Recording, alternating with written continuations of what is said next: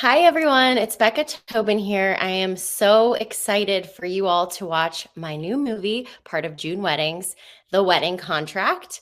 And I'm just so excited to be a part of this movie. It was such a special gift to be able to be in this movie. And Hallmark has sent along some questions that I'm going to answer for all of you right now on the spot. Okay, number one. In the wedding contract, I play Rebecca, who is newly engaged to Adam, played by Jake Epstein. Can I share more on how he proposes? So I think, I don't want to spoil too much, but it does happen fairly close to the beginning of the movie. I think that he did the perfect thing that any proposer, is that the right word? Proposer should do, which is he brought together all of Rebecca's favorite things, her favorite place, a very beautiful setting that you may or may not have seen from some trailers, some favorite foods, some favorite quotes from a favorite author. So he was really just very thoughtful, and he made this beautiful day centered around all of the things that Rebecca loves. So it's a good thing to do. Number two, as Rebecca and Adam get ready for their big day, they discover it's important to honor their Jewish heritage. Tell us more on how our characters incorporate their values and traditions into the ceremony. So, like it mentioned, both Adam and Rebecca come from the Jewish faith.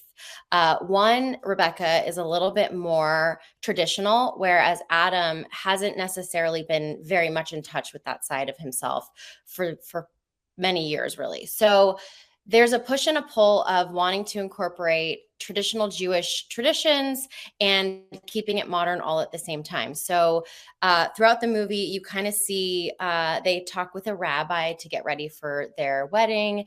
There are traditions like circling, where the bride circles the groom. There's breaking the glass. There's drinking out of the Kiddush cup. And those things all happen, but we put our little modern twist on it to represent us as a couple. So that was really fun. Three, hoping all family members bond before the wedding, Rebecca and Adam invite their moms to meet for the first time. How do their mothers play a role in the wedding preparations?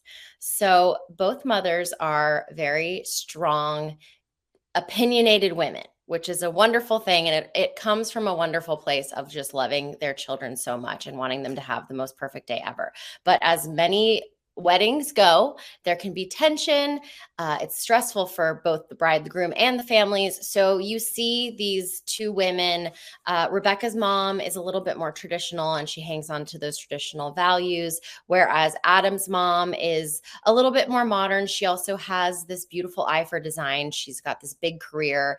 And so there's things that matter to both of them, and we have to kind of watch them navigate how to give their opinion and also give a little compromise. So it gets fun. Adam gets the opportunity to advance his career, but his job requires him to focus on his new ad campaign. How does Rebecca help him navigate a work-life balance? So this is a really exciting time in Adam's career because he has this huge campaign that he landed. And while Rebecca supports his career wholeheartedly, it is coming at the same time of planning this wedding and planning really their life together and what that's going to look like.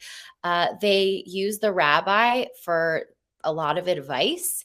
And I think that there's just constant reminders of, jobs, they come and go, opportunities come and go, money that comes and goes. But at the end of the day, the foundation of what makes the two of them happy and what makes their life what it is each other and their families. So she tries to sort of remind him of that while at the same time being a champion for his work.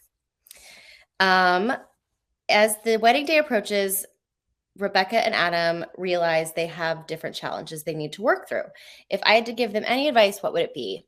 As somebody who's been through the stress of planning a wedding and having a wedding, I would say take deep breaths and approach everything as a team, because this really is representative of the rest of your life. There's a lot of big things that happen throughout your life. This is just the beginning and one of them. So it's a really amazing way to practice coming in as one unit and really hearing the other person, listening to what the other person might want, their needs, and whatever obstacle or challenge, it's you hold hands and you walk through it together. You don't kind of take the sides and try to take it all on your own, and make decisions as an individual. It's now the two of you, and that's what marriage is. So that would be my advice. There are many Jewish traditions that are celebrated in the movie, from attending a Shabbat dinner to making challah bread. Was there a special Jewish tradition that I would like to celebrate?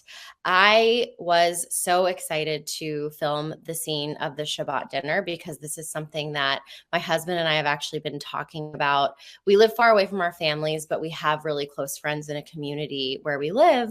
And we thought, what if we started, even if it's a monthly Shabbat dinner, normally it's every Friday night, but even if we could just commit to having our friends and their children over, and just family and people from the community over on Friday nights. It's a nice way to disconnect. You put your phones away, you cook beautiful food, you sit around a table, and you kind of just get back in touch with all the things that you're grateful for. So yeah, Shabbat dinner. I gotta incorporate that more into my life.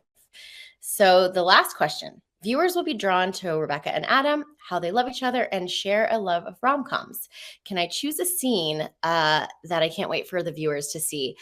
My favorite scene is, things get tense and Rebecca and Adam are sort of in the kitchen, and it's after a long day of stressful things between his work, planning the wedding, navigating all the personalities involved in the family, and Adam lightens the mood by quoting one of Rebecca's favorite rom-coms, and then Rebecca comes back, and there starts this little cute banter of quoting rom-coms and the other person guessing which one it is. And so that was really fun. And admittedly, I knew every single one of these lines before I even shot this movie because I love a rom-com too.